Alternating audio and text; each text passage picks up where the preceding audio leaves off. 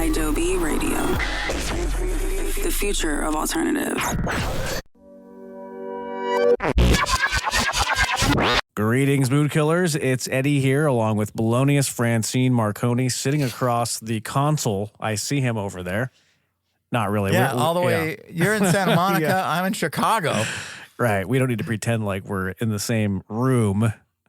But we can. We can. Let's pretend. Oh. Because radio, if you do like traditional radio, they always want you to pretend like you're local in their town, sitting in a studio, in like a stinky, like in the stinky local studio where local DJs eat beef sticks and fart into the cushions of the chair. That's right. And you don't. From stinky local studios. It's mood killers. You're supposed to pretend like you're sniffing in fresh local disc jockey farts. Yeah. And I don't like that. And their smoky breath gets all over the microphone. There's a communal microphone that everybody uses at the radio station. I know we've talked about this before on Mood Killers, but that microphone starts to get a stench inside the windscreen. There's little food particles from people who didn't bother to brush their teeth before going on the air. And when I think about this, how unsanitary is it for everybody to share? How do we do radio? One microphone. How do we share studios with people for years? I don't know. For most of our career. And like sharing a microphone is kind of intimate too. It's like sharing a mouthpiece or like a retainer with somebody. Is. And why do we allow that? Could you imagine like if you played saxophone and you shared reeds with other people? Yeah, that's exactly what it is. Because there's people in radio like to get right up on that mic. They say get right up on that mic. So they're literally 1 centimeter away.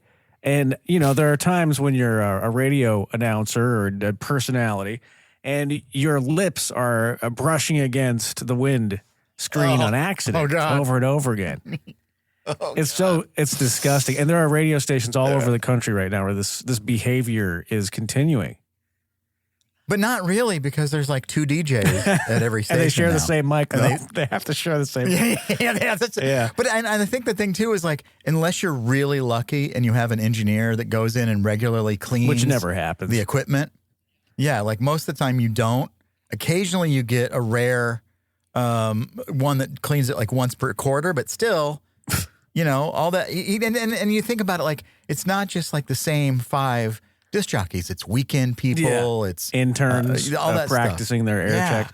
And we had this engineer that would clean the studio once per quarter, but he'd want to come in with a shop vac and vacuum while we were on the air.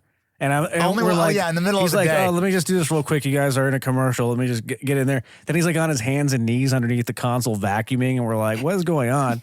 Like, we need to like, this is what I was helping out with the afternoon show there at the radio station. We're like, come on, we need to like get some content recorded. But there's another, these engineers are so kooky. There's another one that would yell at me for using Clorox wipes in the studio. I wasn't allowed to use Clorox wipes because he said it left a film. On the countertop? Yeah, I mean, I was just wiping down the counter and the keyboard and the mouse. Yeah. And then maybe I'd do a little brush over the mixer, but, you know, I was paranoid. You didn't pour the liquid directly into the mixer or anything. No. But that was the first thing I would do when I'd walk in is get the Clorox wipes, wipe down the counter, wipe down even the chair armrests, and then I wipe down the fader, the sliders on the mixer. Like, why do you think, like, if you watch Haley Williams anytime she performs, she has her own microphone. She was on the Late Show the other night. Yeah. It's a golden microphone. And then, you know, she has different ones on tour, but she doesn't sing into anybody else's microphone. She just says, here's my mic. Right. And they plug it into their system. As it should be. And that's it. Yeah. Yeah. And so, like, in radio, I used to have my own microphone muff that I would talk into. And that you know, that's smart. That's really smart. If, God forbid, I ever somehow ended up at a radio station again, I don't think there's any way I could do it without transporting my own mic every single time and plugging it in. Yeah. Right. It just doesn't make sense not to. Yeah. Like having that friction of having to, and then sitting in the chair where disc jockeys who eat, you know, most their Cheetos and beef sticks and they're constantly farting into that thing. I'm supposed to sit down on that with a thin layer of whatever clothing I've decided to wear that day. I know. I don't think so. It's really disgusting. And there are people who do this every single day. And there's zero reason to ever have a radio personality in a studio. And we've talked about this a lot, you know. But most of these radio jobs still insist on it because they've spent millions of dollars on these facilities. And any of my friends that still work for the major corporate radio stations, they film these videos and there's absolutely no one there. And they've got like a whole floor. And you know that floor, like even like in Chicago. Yeah. They've got like a whole floor and they'll go down the floor and there's nobody there. And you're like, you know, in a major skyscraper building, that probably costs about $1 million a month. Yeah. At least. Oh, yeah. Just for that is not that cheap. Whole floor. And nobody's there. It's not cheap. Yeah. Nobody's there. Everybody in radio is getting fired. I have a friend that just recently got fired in radio. And, you know, he held out for like 30 years, but they finally caught up to him. He was they finally found him. Yeah, he found him under his desk hiding. And then they fired him like 9 months ago. And then he called me the other day to let me know that the big boss of this radio market had to fire themselves. So it's like, who's there anymore? Like they don't even pay anybody to fire people anymore. You got to fire yourself. You got to fire yourself and see yourself out because they don't, do you have your own? There's no HR department. You have to conduct. There's not because they got fired. Do you have to conduct the HR meeting too via Zoom with yourself? Well, like, what do you do? That was the thing. Is like I remember like when I first started to work at this radio station, they had like 4 in the building, and there were literally 300 employees. So they needed to have an HR department. And a very nice lady that worked at the HR. Glorine. What was her name? Sandra or something like that. And she was great. But, you know, I don't think she realized this, but eventually that 300 turned into like 30 people. And they realized, oh, we don't need HR anymore because we don't have anybody here. So she had to fire herself. 300 to 30. Well, okay. I would say that let me think about that. I think that actually might be right. 30 to 40 people in the whole building now. And at one point there was 300. About this. Yeah. This is what's maddening about radio. And they always do this. These, I don't know, consultants or who they are, they'll post these articles. They're always praising about how great radio is and how it's alive and well. They'll say those words are always used, alive and well. And how can it be alive and well if there's 30 people where there used to be 300? That's not alive and well. It's smoke and mirrors. You're right. It's not alive and well. If you still have listeners, if that's what they mean, maybe. Sure. But the listeners they're not even as many listeners as there used to be because they've cut down on the product itself. You know. And so then alive and well becomes like, well, we're still on the air, I guess. Yeah, they cut down on the product so much that the radio industry used to have these reports come out and talk about how everybody in America is listening to radio. But what's happening is they're being caught in that lie right now because their digital revenue is starting to surpass their over-the-air revenue for the first time. This just came out as here at Adobe, where digital, the types of ads that we have are now outpacing terrestrial radio for the first time. Isn't it insane? Because the thing I always think about Adobe is we're here doing our thing, and people don't really know what to think of it in traditional radio. They still think that, like, there are still people trying to they lose a job in radio. They still think moving on to a different town and a different radio station is the way to go. Right. And I'm like, I know that, jobs like we have here at Adobe are few and far between, but I just don't get why anybody would want to continue doing that. No. Like that conveyor belt of get on, we hire you for a couple of years, then you're fired, then you move on to another city, and then you do the same thing over and over and over. Like, how long do you want to keep doing that? I know. And these people that I know that are friends of mine that were just recently laid off, They're getting out of radio completely. They're going into a completely different industry. One of them's getting into a nonprofit, and I think the other one is opening a quilting business on Etsy or something. I don't know what they're doing. And God bless whoever. If you find something you're passionate about that still pays, then great. Good for you. Yeah. But I can't imagine. Like, you get fired from a corporate radio job, and he's like, let me see if I can do this again. Right. Like, it's not an upgrade at all. You know, it's BS. It is. And, you know, this little, we got sidetracked. I didn't even get to what I wanted to really talk about, which we'll do later in the show. I have some questions for Ask Mood Killers coming up later. Okay. Yeah.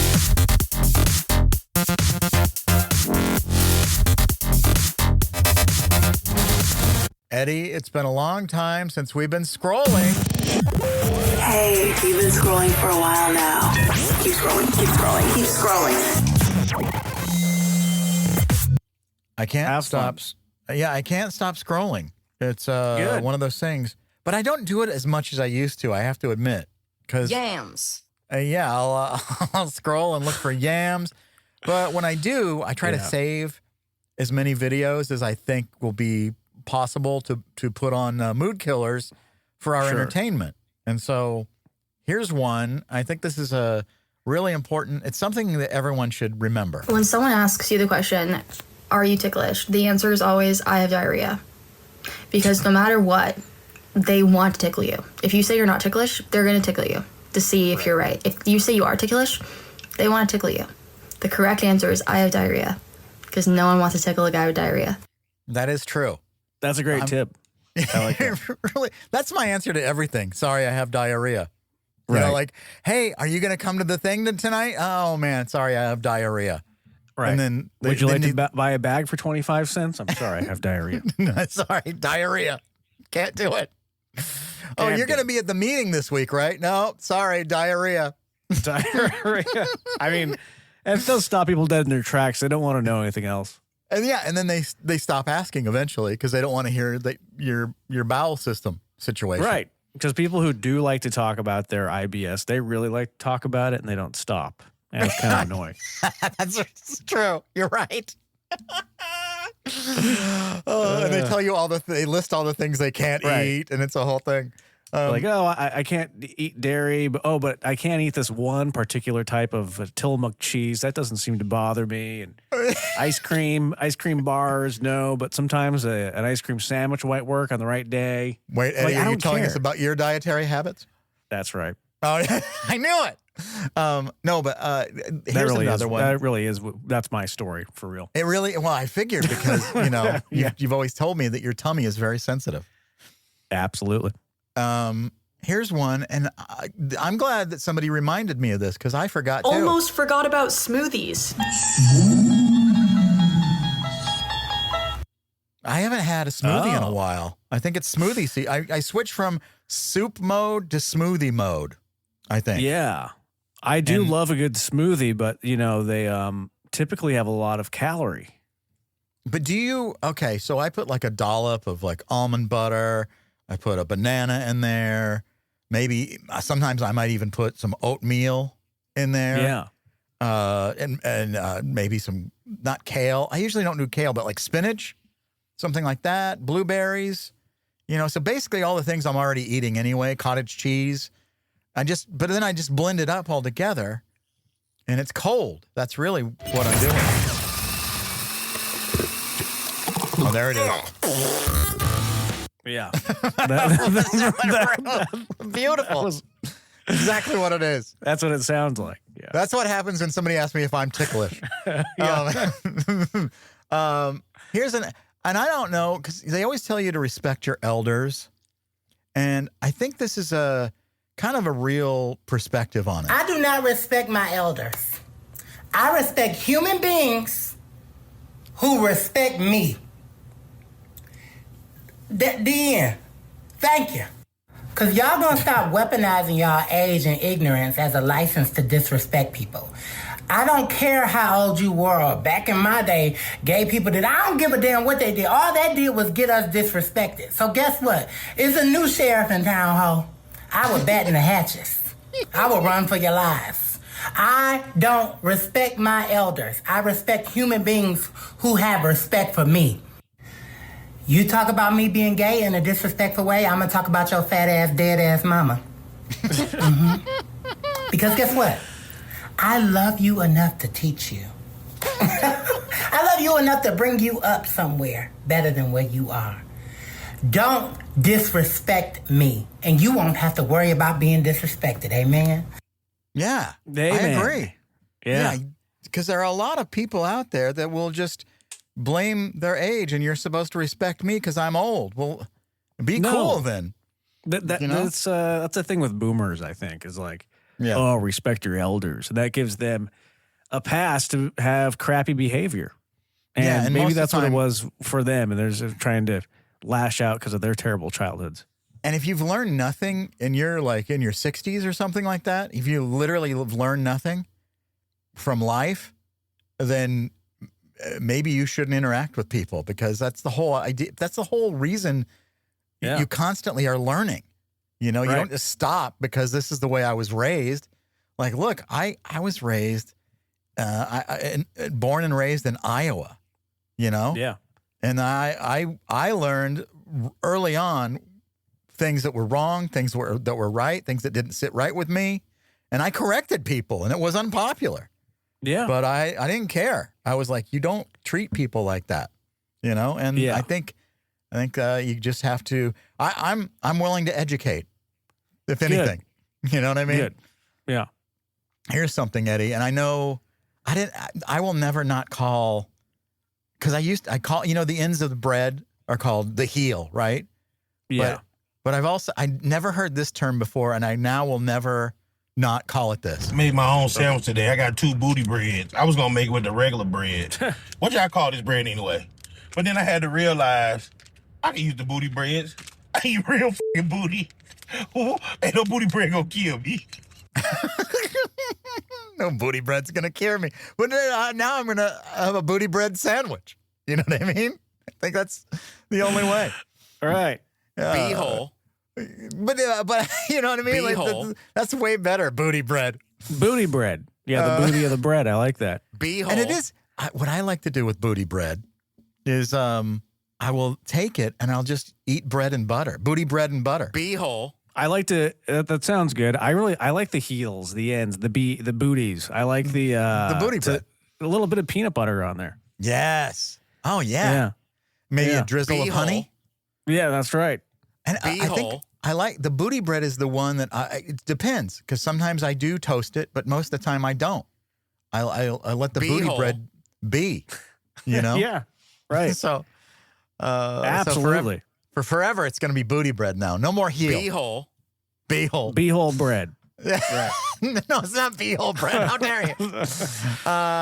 Here's something, too. Here's always a problem in my house. If I buy 1 container of blueberries, I will eat them as soon as I get home, and I will want more blueberries in 4 hours. If I buy 3 containers of blueberries, I will never touch them, and they will rot in my fridge. That's true. I have to have like 2 containers of blueberries Yes. and 2 containers of raspberries to last me the week. And I keep them in my refrigerator door in these porcelain containers. They're beautiful. And, What is it about blueberries? Because I get what that guy's saying. If I buy the big container of blueberries, because you can sometimes buy like the one that's double or triple or quadruple, Yeah. and then you get more berries, but then I never even touch them, and they're always moldy. But if I get the small amount, Yeah. I eat it right away. Then I'm like, I wish I had more blueberries. What is that? Always. I think because like right after you have the big one and you've wasted a bunch of blueberries, then you get the small one and you're like, I better eat those because they'll go bad. And then you know, you go through the cycle again. But that's the thing. You never can have enough fresh blueberries. That's the lesson. Yeah. If you have too many, then you don't eat them. Yeah. Here's something interesting. A text to emo. Somebody took texts that they got and turned it into an emo song. When I get home, can we get Starbucks? I need it.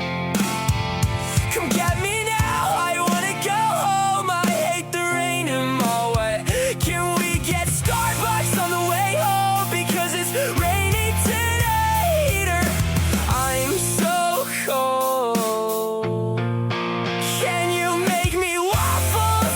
Can we get crumble and Chick-fil-A? That sounds like a child wrote this. Like, Yeah. You know.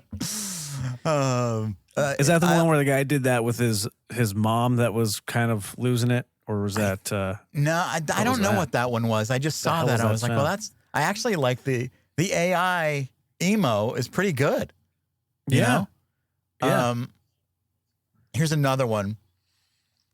I actually have two more, and then let's see. This one, you kind of learn some facts no matter what. I always like learning. Hello, sir and madam. Can I tell you a fun animal fact? Sure. Did you know that turtles can breathe air through their cloacas? I don't know what that is. A cloaca is an ass vagina that reptiles have. How interesting. Yes, and they can breathe through theirs. Excellent. Is the word magical? Isn't the world magical? I wish I had a cloaca. I really do. Yeah. But then I'd have to breathe through my anus. I don't know if I want that. All right. And finally, Eddie, I love this cover from 365 they did of the Sweater Song from Weezer.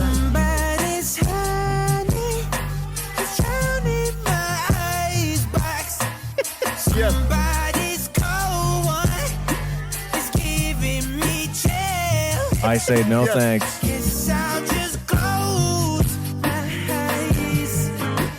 That's not going to be good.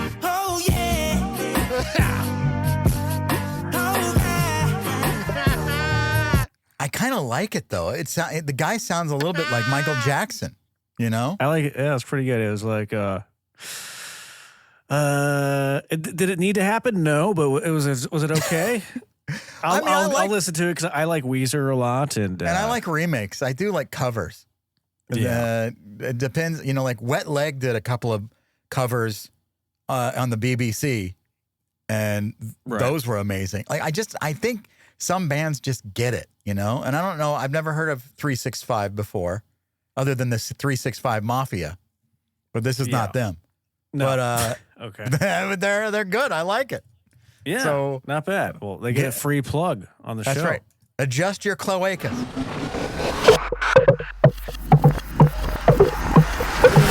We encourage you to send us your questions and let us know. I say no thanks. What's going on? How can we help you? Ask Mood Killers. It's not going to be good. Yeah.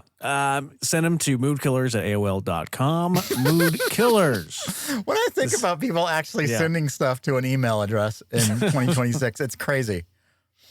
Right. Or you can send your question to P.O. Box 9148. That's right. This is from Dylan in Tucson. Oh. Dylan says, at what age do streaks on Snapchat become embarrassing? Oh, wow. By the way, Dylan, I grew up in Tucson. Suntran was my main mode of transportation, and I love that city. I have a special affection towards Tucson. But I don't know. Like Eddie and I sometimes will have streaks on TikTok.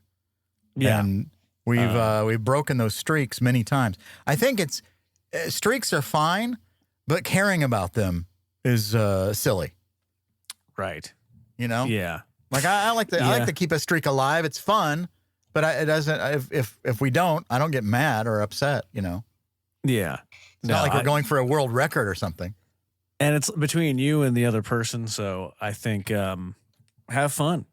That's right. It's kind of there's not enough question. fun in the world right now. We need fun. Yeah. Yeah. This one is from Evan in Orlando. Evan says, is putting fitness in my bio misleading when I don't work out? I would say First of all, so. pudding. Yeah. But I if you don't work out, I mean, if you're being funny, that's fine. I mean, the bio is whatever you want it to be. Do people really read bios anymore? You know, they do. And, they do. I don't know if I told you, but, you know, remember with when we were on radio, on network radio, we had to write these silly bios for all the radio stations. And then they would go on all the affiliate websites. Yeah. So there's a bunch of that out there of me, and I never took these bios seriously. So there's something in there about like needing to visit my parole officer every so often. Right. And so when I was trying to get the office for Adobe, the landlord did like a background check. Oh no. And they found one of these old bios for one of these radio stations, and then they called me asking if I have a rap sheet. And I'm like, what are you talking about? And they said, like, we found this information about you joking about your parole officer. I'm like, are you kidding me? Like this podunk radio station in this tiny little town hasn't updated their website in 8 years. And now I'm being penalized. Yeah, you might not get a space for Adobe because of your habits, your bio. Yeah, then I tried to like email this radio station and ask them to remove this, and of course the email kept getting bounced back. I tried like 3 different people. Because they don't exist. Yeah, I'm sure like nobody. So like I just have to wait for this stuff to kind of fizzle in the ether of the internet eventually, which takes a long time. The Mood Killers page, it's adobe.com/show/mood killers, where you can listen to our podcast on adobe.com or on the Adobe app. It says Eduardino Giovanni Barella. That's right. Thank you. He's got a basement filled with myself. It says he's got a basement filled with barrels upon barrels of wild nut milks. He says it keeps his skin soft and doughy, just like what just the way Linda likes, whatever that means. Other than that, he seems pretty normal. that's your file for Mood Killers. Other than that, he seems pretty normal. Yeah. I like that. I like that. Well, this is one of those rare times in radio where I regretted not having like one of those silly nicknames. Oh, like Eduardino? Yeah, like Eduardino, the great Eduardino. And mine is Bolognius Francine Marconi, spreading dollops of joy everywhere he goes. A lover of squirrel activities and smelling whatever his neighbor is cooking for dinner. Soup makes him real sweaty. That's right. And you feel like you know me after you read that. I know. It's great. This is from Maddie in L.A. How long, by the way, you can send us your questions anytime, moodkillers@AOL.com. Yes. These are your questions. Maddie says, your queries. How long should I wait before how long should I wait before reposting something that flopped on social media? Oh, if it flopped, I mean like your own content? I guess so. Maybe she like had a funny little quip that she put up and nobody liked it. The algorithm is real weird. Like, I don't know what's going on. Sometimes it gets political and it shadow bans people for no reason. They don't explain. Just sometimes your content shows up in everyone's feed and then sometimes it doesn't. And sometimes if you follow somebody, you never see any of their content. But if you don't follow them, you see them every day. It's really weird. So like I say, just, post it until somebody notices. Every piece of content can't be seen every single time. And if you have a low profile account, sometimes it takes a while to grow it. It's frustrating, but. Are you still having weird success with your thread stuff going viral? That was happening for you for a while? It's hit or miss. It really is. It's really weird. But yeah, sometimes that was weird. It still happens, but it's not as crazy as it was. I think it's just like, because it's a lot of political stuff that I post on there, and it just depends on the day, like what I'm posting, and people will gravitate onto it, or it gets. This is what I don't understand about algorithms. I can get like 39,000 people to like something and repost something, and then sometimes nobody will. So does that make sense to anyone? No. It's weird. Yeah, I know. It's so weird. The internet just doesn't make sense half the time. This one is from Tyler in Chicago. Tyler says, should I apologize for drunk texts or pretend that they didn't happen? Yeah. I think just pretending they didn't happen unless you said something really bad. Yeah, unless it's like damaging, or it also depends on who you were texting.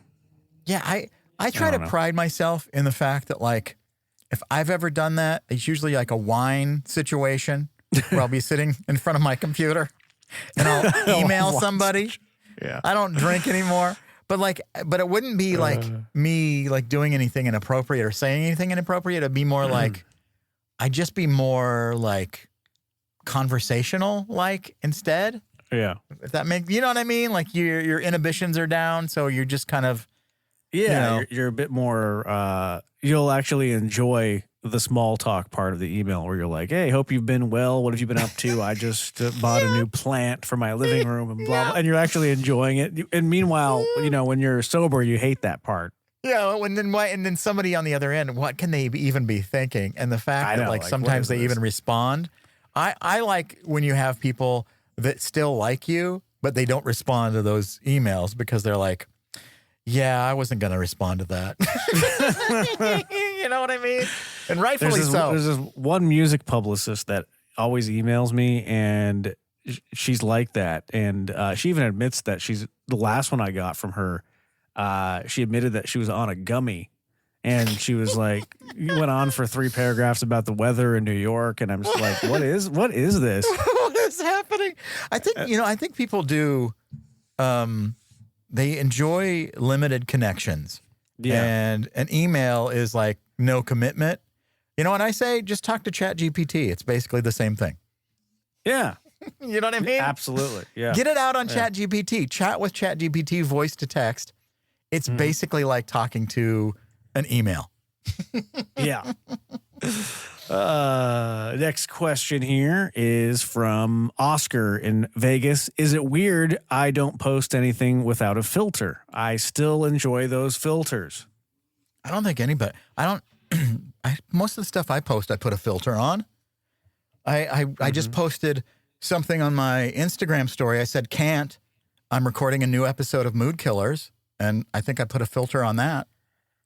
It was just, a picture of my booth on my Instagram story and the Adobe logo, that kind of thing. I mean, I like the filters, but I think they're kind of synonymous with early Instagram. So they seem like really dated now. So, but everybody still uses them. And especially like a lot of times women will use them. And I'm not just saying women, but I just notice more because I pay attention closer to women accounts that, I follow a lot.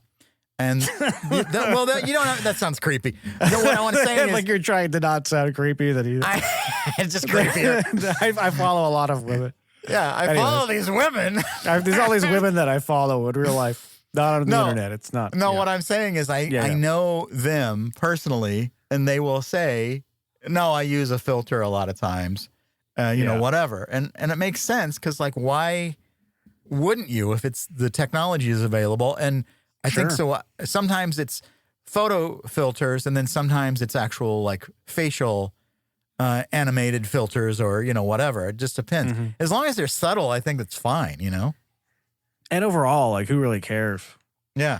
Who's like, there's always going to be somebody that says something nasty in the comments, no matter what you do. It could be the most perfect picture in the world. So just have fun and be comfortable. Yeah. Exactly. It's time to have fun. That's right. That's right. Well, if you have questions, we'll try to get to them next time. Email moodkillers@AOL.com. Eddie, I am watching a few series, and some of them you've recommended. I've recommended a few to you. The one that you just recommended, I just finished it, was DTL St. Louis. And did you like that one with Jason? So good. What's his name? The guy. Why am I spacing his name? From Stranger Thing. Well, yeah, Jason Bateman and the other guy. What? Oh, Bateman. I wanted to say Sudeikis, but yeah, Jason Bateman and David Harbour. And Linda what's her name? Cardinelli. Yes. I love it when people just sit there trying to remember celebrities' names. Like, I know. I haven't written them out or anything. Turning into that person. Had a whole day to just prep for that, but no, I didn't do it. DTF St. Louis on HBO was good. Yeah, and it's good in like the weirdest ways. Like it's not a normal show.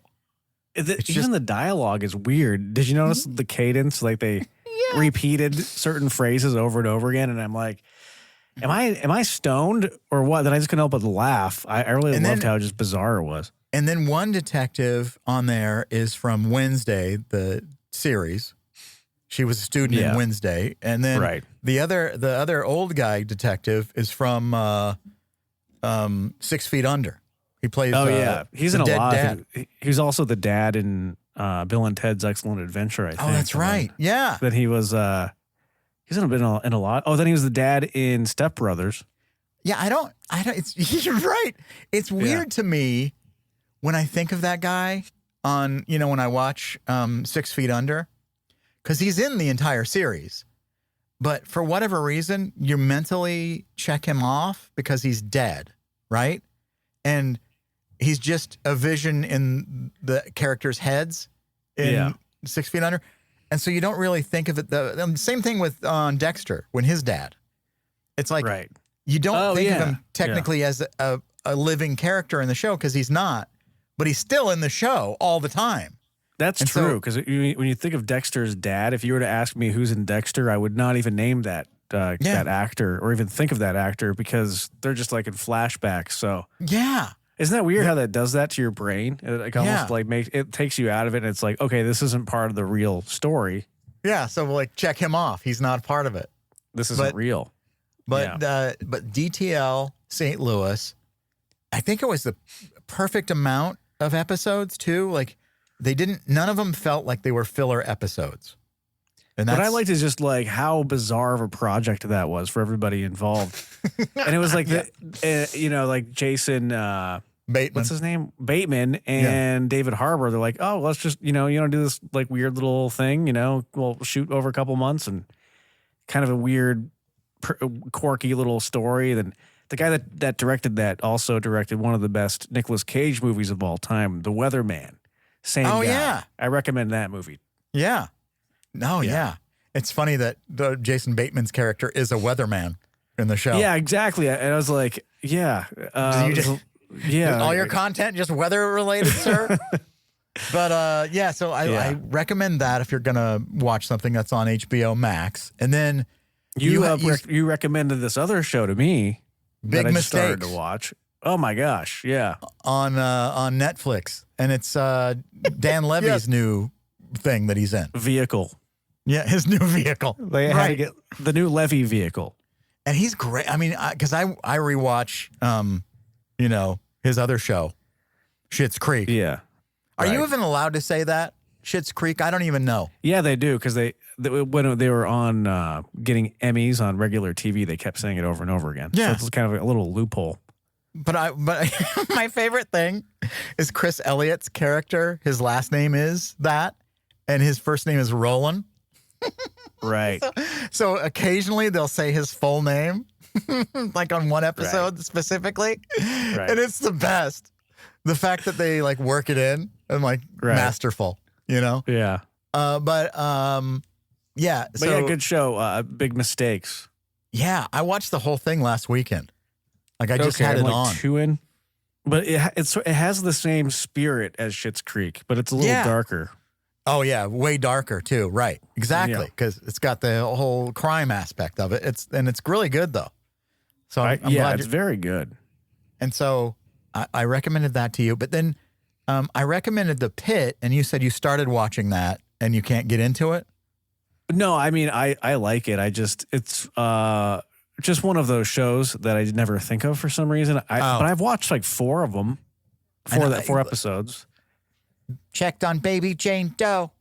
She's doing good, taking formula well. I love that show, and it's in the 2nd season now, and they've got one more episode as we're recording this. Yeah. So by the end of this week, it'll be over another season. So you've got like the perfect thing. You can just binge it if you want to. That's what I did with the first season. Because I saw The Pit, I saw Noah Wyle, and I was like, yeah, I'll probably get around to watching that. But I wanted to hear more about it first. And then you know how those shows where you might wait on it and then you wait to hear what people say. And if people start saying stuff, then you check it out. And so people were just going crazy for this show. It's one of the most watched shows, I think, in the history of TV or something. Really? Yeah, something like that. The Pit is, huh? Yeah. And so, but then it got me watching ER, because ER is also on HBO Max. And because Noah Wiley's in that, and John Wells is one of the producers. He's part of the ER series. And I love nothing more than a Noah Wyle, John Wells vehicle. I'm all about him. I love you've been in Hollywood so long now. You're speaking the language. Let's put them in another vehicle while we're at it. So we can get them in. I love a Dan Levy vehicle. I love. I like a picture. Let's make a picture deal. Yeah, exactly.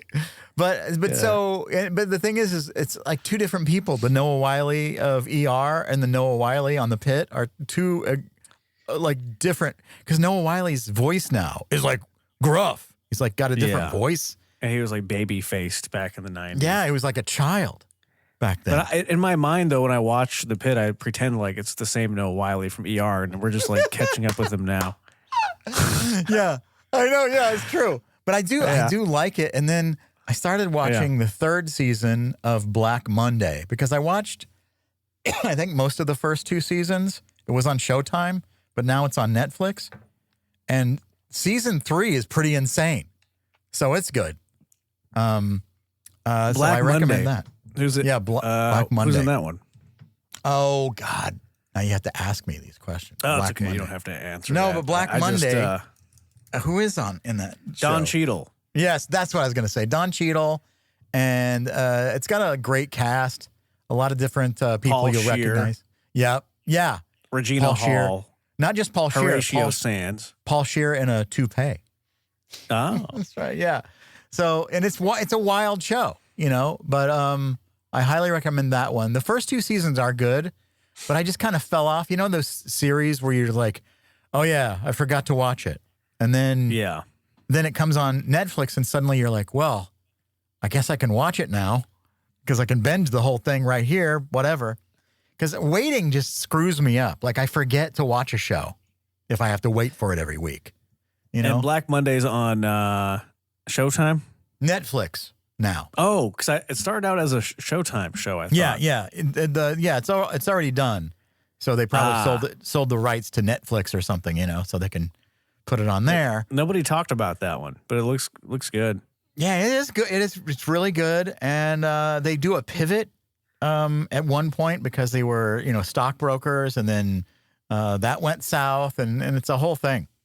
And I can't remember the guy's name, but he's from Girls, and he's in it too. He plays a major role in it, and he's really good. Andrew Rannells. Yeah, it's a great cast. Yeah. So I highly recommend that. But the Dollop of Joy, Eddie, because we always have a Dollop of Joy at the end of the show, and I feel like this is one you should check out if you haven't already. And one of my favorite comedians right now is Sheng Wong, and he has a new Netflix special called Purple. So saying that, here it is, your Dollop of Joy.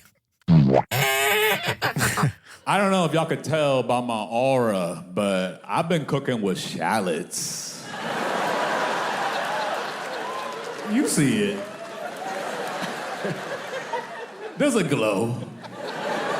They're nice. Shallots are nice, man. I only recently discovered them. I was like, what's up, Onion? You didn't tell me you had a fine-ass cousin. Hey, where's she from? She smelled different. They're similar, but you don't treat them the same. Onions you take for granted. You buy them by the sack, then you throw them in the dark for later. But when you bring home one shallot, oh, you got plans made. You about to follow a recipe tonight? Mood killers. I'll never do this again. And I know, it's just a basic toaster and everything. But I've had it for a while. I've had it almost as long as I've had my garbage can. Give it up for Adobe, everybody.